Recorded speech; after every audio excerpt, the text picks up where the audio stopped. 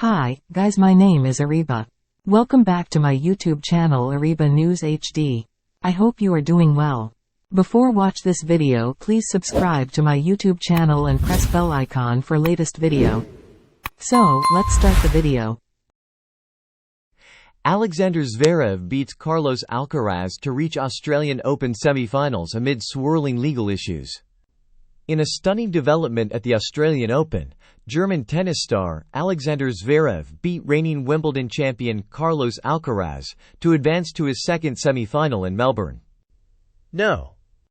6 Zverev's 6-1, 6-3, 6-7, 2, 6-4 victory over No. 2 Alcaraz comes amid swirling legal issues for the 26-year-old and set up a semi-final with No. 3 Daniil Medvedev, who advanced over No. 9 Hubert Hurkacz in 5 sets. Medvedev leads Zverev 11-7 all-time, including 5-3 on hard courts. "Look, I'm playing one of the best players in the world, especially over the last 2 years. He's been No.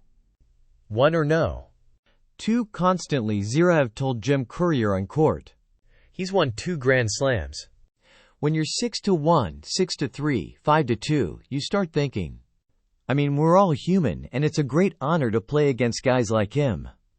Then when you're so close to winning, obviously your brain starts going, and it's not always helpful. But I'm happy I got to the end. I fought back quite well in the 4th set, didn't let go, and I'm very happy that I finished the match." In news that emerged during the tournament, Brenda Petea, the mother of Zverev's daughter Mayla, has alleged to German officials that Zverev pushed her against a wall and choked her during an argument in 2020, according to a report from The Athletic. Petea said she told friends about the incident at the time, but did not report it to police until October 2021 because of a mixture of shame and concern for their daughter, who was born in March 2021.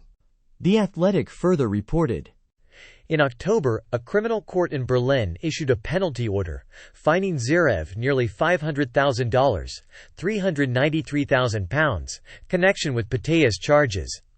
In Germany, a prosecutor can seek a penalty order on cases it considers simple because there is compelling evidence that should not require a trial. The defendant has a right to contest the order, which Zverev has. Speaking at the Paris Masters in November, Zverev described the penalty order as complete bulls *****, adding, "Anybody that has a semi-standard IQ level knows what this is all about." The player did not expand on the reasons for his objection. "I'm not going to comment on that, to be honest, because there is a procedure still to come," he said. A trial has been scheduled for late May at the same time as the French Open. Zverev is not required to attend the trial and said last week he does not know if he will. His lawyers have called the legal process scandalous and said Zverev would take action using all means possible. The player will be considered innocent until a final ruling is made. Olya Sharipova, another former Zverev girlfriend, has also said Zverev repeatedly abused her in 2019 in New York, Shanghai, Monaco, and Geneva. She made her allegations in Slate and not to officials. The ATP sanctioned a 15-month independent investigation conducted by the Lake Forest Group, LFJ, a third-party investigator. The ATP said the group conducted extensive interviews with both Sharipova and Zverev, and 24 other individuals, including family and friends, tennis players, and other parties involved with the ATP Tour. In January 2023, the ATP said no disciplinary action against Zverev will be taken by ATP. This determination may, however, be reevaluated should new evidence come to light, or should any legal proceedings reveal violations of ATP rules. Zverev has consistently denied all allegations and supported ATP's investigation.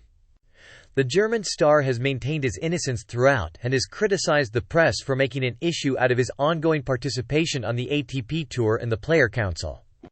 Amid these swirling legal issues, other players have been reluctant to comment on Zverev's situation, but American Sloane Stephens, the former U.S.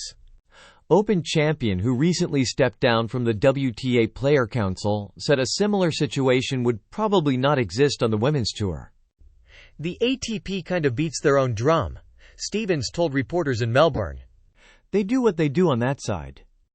Courier did not ask Zverev about his legal woes in the on-court interview, but broadcasters John and Patrick McEnroe and Chris Fowler discussed it during the match.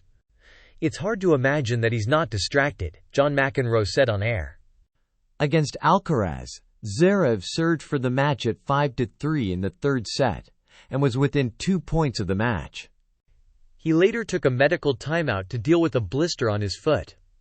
"Well, I have a lot of blood under my toenails, so that's quite painful," Zverev said on court.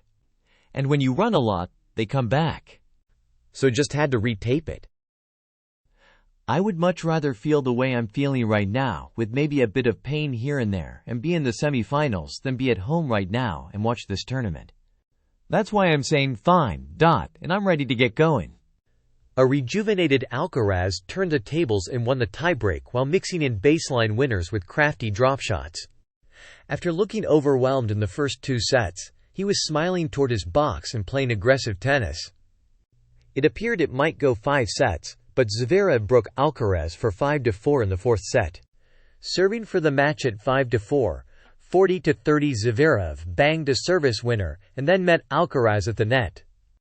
On this day at least, Zverev was laser-focused on his opponent and is now into his 2nd Australian Open semi-final, with a chance at his first major title. His lone appearance in a Grand Slam final came at the 2020 U.S. Open, where he lost to Dominic Thiem. "Medvedev has been kicking my ass a lot over the last year or so, but maybe this will be it. I don't know," Zverev said. "Maybe this will be the place." "I love playing Australia. We as players always say New York is the most energetic slam, but for me the crowd is the best in Australia."